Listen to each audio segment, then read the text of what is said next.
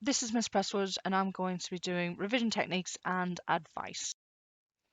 So obviously, getting yourself organised to do revision is not the easiest. You have to be really focused, make sure that you're really dedicated towards getting it sorted, and putting a lot of time and effort into doing it.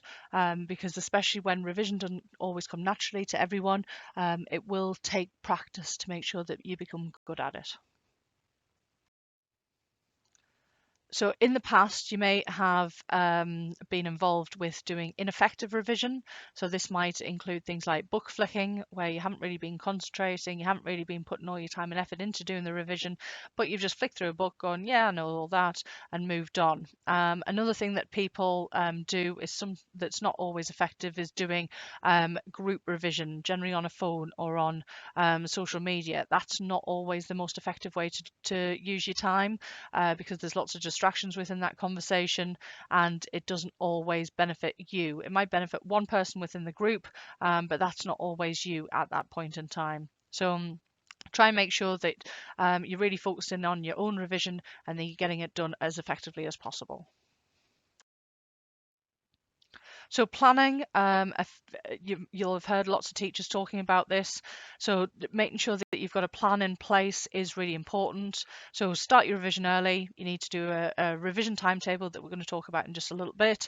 There's a revision timetable in your planner. You need to make sure that you're not focusing on making your notes really pretty. You need to be in an area of the house that's where you generally ideally got a desk and you're sitting at that desk, and that it's a tidy area, that you're not going to then get distracted by doing lots of tidying. You also need to make sure that you're adjusting things, and that you're not doing monotonous revision that's going to get you bored. Also make sure that you give yourself a little bit of fun towards the end of every revision session that you carry out. Don't have your phone anywhere near you. I would recommend that you leave your phone with parents or carers and out of sight until you do your breaks. Make sure that you don't just read your notes and that you're actually doing something with your notes. Take your revision everywhere you go, and we'll talk about that a bit later on, and sleep and eat properly. So in terms of revision timetable, it's really important that you start off by putting the exam dates into your planner so that you know when, so Mrs. Troney will give out sheets. It's generally around Christmas time, and on those sheets it'll have a list of dates of when the exams are taking place. Obviously this depends on COVID restrictions, but we'll be doing that as best as possible.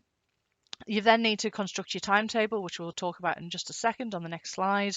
You want to have a few copies of this timetable put around the house to make sure that you're trying to stick to it and make sure that your parents or carers can give you little prompts to remind you what you should be doing. Avoid procrastination. So in terms of tidying your bedroom, students' bedrooms tend to be the most tidiest during the exam revision period. All right, so make sure that that's not a priority, and then having something to look forward to. So that's what I've talked about in terms of the fun stuff in the previous slide. So this is your revision timetable. It's you've got a copy of this in your planners. You will be getting a paper copy as well.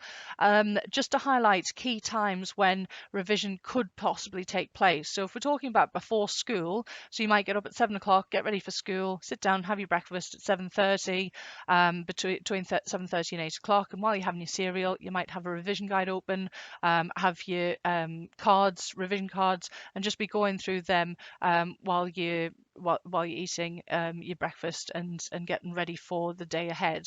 You might also do a little bit of revision or have something, for example, an audio recording of your French oral exam on your phone to be listening to on the way into school. So way into school might be 10-15 minutes on the bus.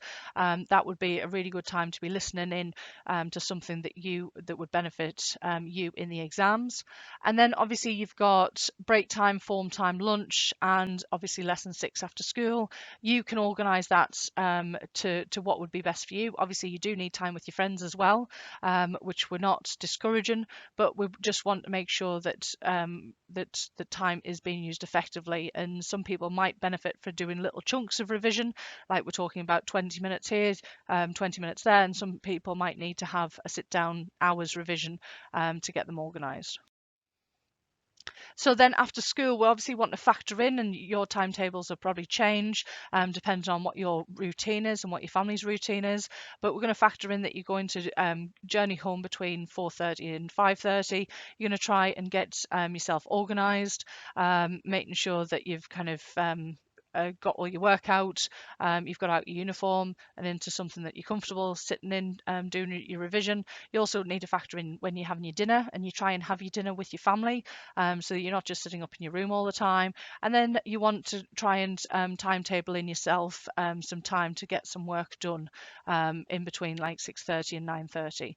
But you have to be quite strict with yourself that come 9:30 you really need to be getting ready for bed, because sleep during in the lead up to the exams, getting into really good habits of getting a good night's sleep is really important.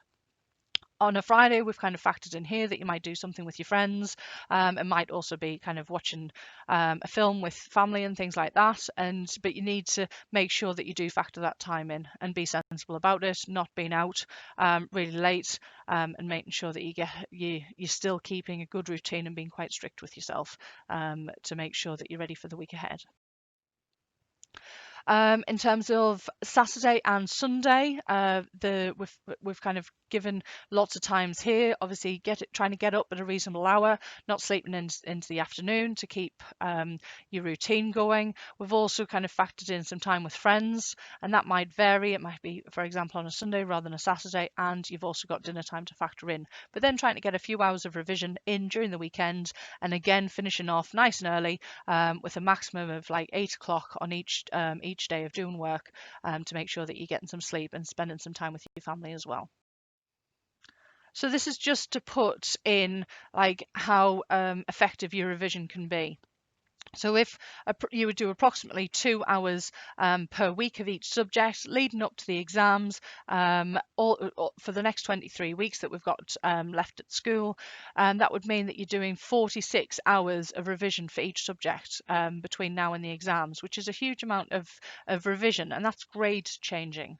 So you can vary this. You might do a little bit more of one subject if you're struggling with it, and maybe a tiny bit less. Try and keep it to about the 2 hours, and also try and make sure that you are being fair across all subjects and you're not prioritizing one too much against another. But there is some flexibility with those time allocations depending on what's best for you. But do not prioritize topics and areas that you find really easy when you really need to be focusing on the stuff that you're struggling with. Then in terms of revision options, this gives you 4 options on how to break down your revision. Option 1 might be used to do something like revising or learning key terms, whereas option 4 might be to do an exam paper. Try and restrict yourself to about 45 minutes of revision and making sure that you're giving yourself breaks so if you do 45 minutes straight, then it's a 15-minute break. But making sure that you're being strict with yourself within that 10, 15, 25 or 45 minutes of actual work, and not having your phone near and things like that. So this is a little bit of a repetition, but just to summarize a few points that have already been mentioned. Obviously, eat and drink before revising, and that also helps your brain to be going. So for example, especially having things like breakfast, making sure that you've got a good place to revise in, that's quiet and that's organized for you. Turn off your phone and potentially give it to your parents. Try and revise for about 45 minutes as a maximum. Have a break and then get back to it. But make sure that 45 minutes is really effective and concentrated, and that you're working as smarter rather than harder. So online resources, most of you will be aware of all these. You've obviously got your past papers and mark schemes off the exam board website. You've got your Twitter for different departments, because a lot of revision gets put onto there. You've got Frog, Sam Learning, GCSE Pod, Heggerty Maths and YouTube, all brilliant resources to be using, and that you should all have access to either for free or via a password with the school, from the school. So in terms of attendance is also really important when you're preparing for these. Obviously the target for attendance is 96%. We want to make sure that you're in as many lessons as possible to make sure that you don't have to catch up and you don't have to teach yourself and you don't have to try and chase up teachers. So with that, if you've got a headache or you've got a kind of a upset tummy and stuff like that, and you think that you could probably like persevere with school, then make sure that you're coming in. Obviously, if you've got COVID symptoms, that's a different kettle of fish. But for the basic kind of headache, cramp, just all those types of things, try and make sure that you're in to keep that attendance really high and making sure that you're getting the best grades possible. You've also got, so there's about 23 weeks altogether, approximately, depends on when you're listening to this, but 28 weeks altogether, including the holidays, and you've got 23 school weeks until the external exam starts. Now, that's obviously depends on COVID as well, and depends on what the arrangements are for the exams. So if we look at that, that's not a huge amount of lessons left in your academic career, depending on what you want to move on to next year. But you're looking at 92 English lessons, 138 science lessons, and 46 of other subjects, for example, your option subjects. So in terms of actually talking about revision techniques, the first thing that you really need to do is familiarise yourself with the exam board and look at the specification. I personally would be going through the specification and highlighting whether or not I was comfortable with the topic, where I would highlight it in green.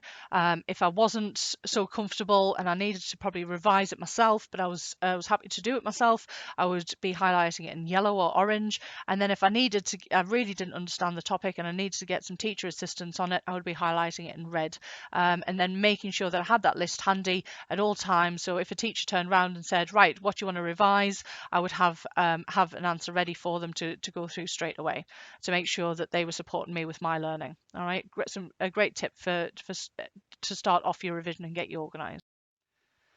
So then in terms of, I can expand on these later, and I'm going to hopefully have a video that you can access where I describe these a little bit more, but to get some good revision in of key terms, key topics and stuff like that, mind maps are always my favourite. Then making notes and condensing notes from your textbook and revision guides and exercise books, and also doing flashcards are key.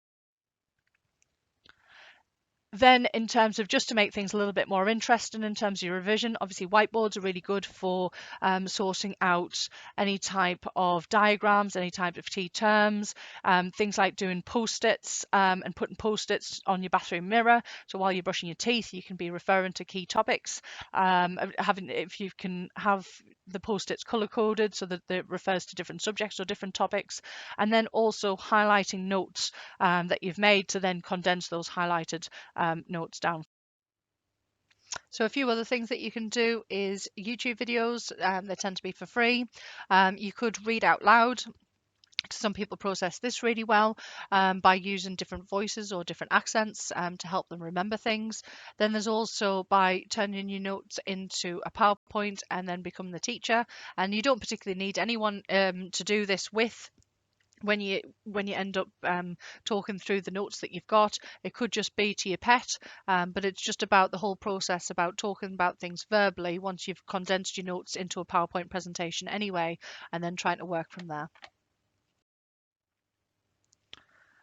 One really good technique, especially for things like your MFL oral exam, where you have to memorize 3 paragraphs and then discuss them, is that you would record yourself on your phone and then listening, obviously with earphones in, on the bus on the way to school.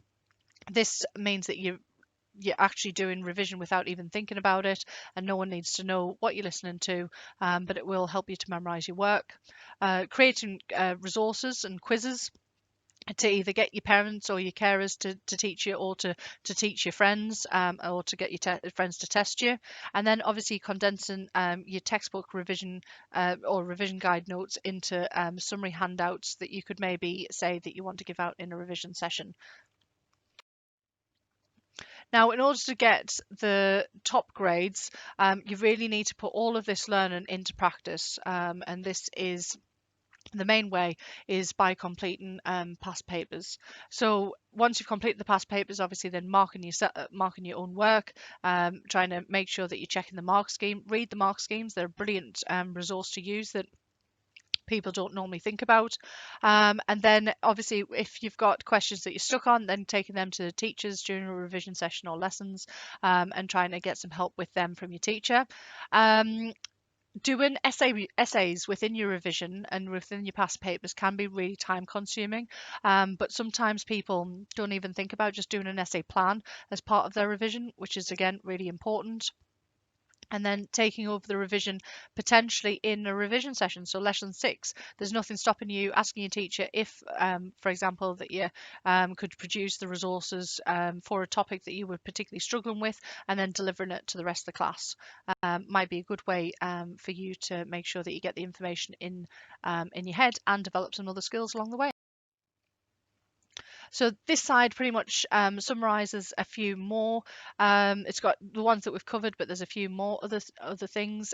This is all in your planners, and it condensed it down into visual, audio, and kinesthetic learners. So it depends on what type of learner you are. Here are some key dates that you need to be aware of. That some of these might be adjusted depending on COVID restrictions and things like that. You've got a key assessment coming up towards the end of November and into early December, where the results all have to be on the system by the 11th of December. You've then got the other key assessment, which is key assessment 2, and that will be taking place at the end of January and into early February. And then it gives you the holiday dates and the GCSEs start date, which at the minute we've got is about the 24th of May until the 2nd of July, and then there's GCSE results day and sixth form enrolment day. Just to make you aware, please don't book a holiday until after the 2nd of July. We normally do have a presentation evening, but I think due to COVID restrictions that's been put on hold at the minute. But the 2nd of July is a key date to make sure that there's no holidays booked before that. So you all have the lesson 6 timetable. It is really important that you attend these lessons and make sure that you do your best you can with these, because teachers are putting on kind of like extra resources that might help, or it might just get you to think about your revision. And at the end of the day, it's an extra hour, and that's kind of one of your hours that you've crossed off your list, your to-do list of getting some revision done that day. So it takes the pressure off. So when exams take place, you will be required to be in school for 8:30, with exams looking to start at 9 o'clock. This will be in the summer. You've then got, in terms of the afternoon exams, they will be looking to start them at about 1 o'clock. So we will be trying to make sure that you've got get plenty of time to get your dinner and get organised. You've also got to wear full school uniform, except your blazer. So I would recommend, depending on whether or not it's a cold or warm day, I would still make sure that you bring in your jumper in, but your blazer must be locked away in the classroom that will be allocated for students' possessions while they're in the exam. You'll also need some of these, so you can look through these at your own leisure. Some top tips in terms of, you try and pack your bag and get your uniform sorted out the night before, so there's nothing worse than being in a rush. And then have the exam timetable on your fridge, so that if you've forgotten it or if you can't find one, it's always going to be at a central location for you and your parents to just check up on. And also have copies on your phone, pictures on your phone, so that you can refer to them. And if anything goes wrong, if you get stuck, or if something happens at home that's out of your control, then make sure that you're giving the school a ring. It's really important that we're aware and we can then put things in place, but we have to have the information in order to do that. So please get in touch if there's any emergency or anything takes place, and we'll try our best to make sure that we cater that to you. All right, take care. Good luck with everything. All right, catch you later.